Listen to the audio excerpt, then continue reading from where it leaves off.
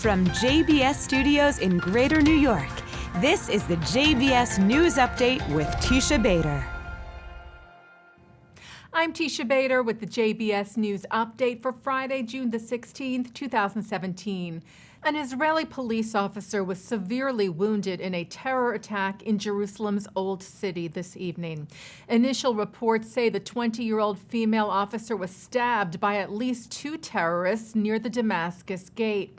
One of them was said to have also been armed with a submachine gun, which apparently jammed, so he was not able to shoot. Both terrorists were shot and killed by other Israeli officers at the scene. The wounded Israeli officer was taken to Hadassah Hospital in Jerusalem for treatment. Meanwhile, there are also reports of a second attack at the same time, possibly coordinated with the first, where a terrorist attacked and lightly injured 2 people at the nearby Tzedkiah's cave in Jerusalem. That terrorist was also said to have been killed, and police were looking for any additional suspects. The U.S. Senate voted yesterday to impose new sanctions on Iran due to, among other things, its support of terror groups like Hezbollah and Hamas, both of whom threaten Israel. The Countering Iran's Destabilizing Activities Act passed in a vote of 98-2.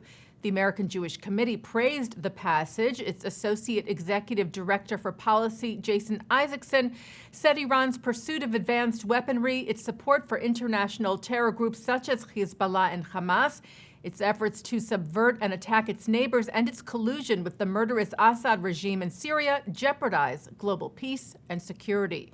The leaders of the Conference of Presidents of Major American Jewish Organizations, Chairman Stephen Greenberg and Executive Vice Chairman and CEO Malcolm Hoenlein, said the overwhelming bipartisan consensus in the Senate for additional sanctions against Iran's non-nuclear activities reflects American resolve to exert pressure on Iran to end its belligerent and provocative activities which threaten our national security, the security of Israel, and the entire Middle East region. The United Nations Economic and Social Council issued a report this week which accuses Israel of using excessive force against Palestinians that may have amounted to, quote, extrajudicial executions.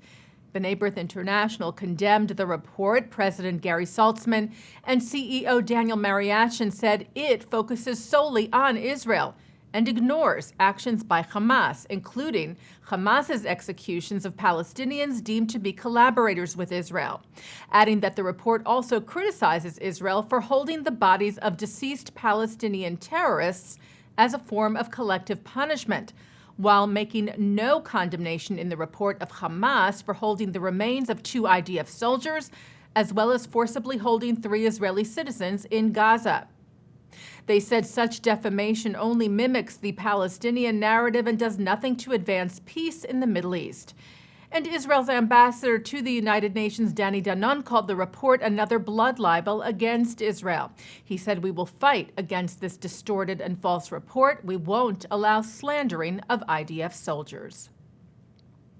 Jewish organizations warmly welcomed the Modern Language Association's vote supporting a resolution seen as a major blow to the BDS boycott, divestment, and sanctions movement, which seeks to delegitimize the State of Israel.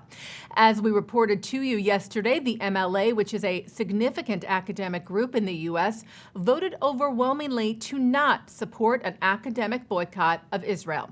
CEO of the Anti-Defamation League, Jonathan Greenblatt, said the MLA's vote to reject academic boycotts of Israel is a demonstration of the commitment of the American Academy in support of academic freedom and the free exchange of ideas, saying they have set a new leadership standard for academic associations.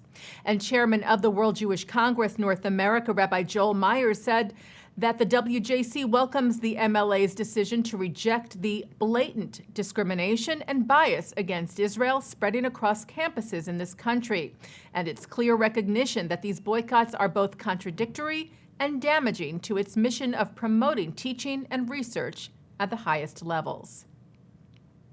And staying with the World Jewish Congress, it today called on the U.S. government to deport an accused Nazi war criminal who has been living in New York City for years.